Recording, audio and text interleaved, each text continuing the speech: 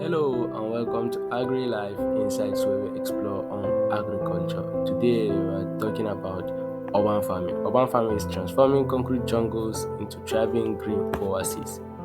Stick around if you want to learn more on how to grow your fresh, sustainable food no matter where you live. Urban farming is all about growing food in your urban area. It's sustainable, accessible, and it's an amazing way to reconnect with nature, reducing your carbon footprint. There are different ways you can start up urban farming, either on your rooftop gardens, vertical farms, hydroponics and aquaponics, or community gardening. Firstly, you need to start by choosing your space, either on your balcony, rooftops, or windowsill, anywhere with light works. Secondly, you need to pick a plant. You can start with herbs, microgreens, or even tomatoes. Then, thirdly, you need to choose the right tool, either on raised beds or containers.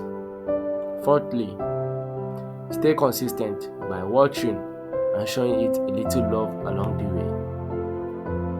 Urban farming isn't just a trend, it's a movement. Whether you want to grow your own food or help grow your city, the time to start is now.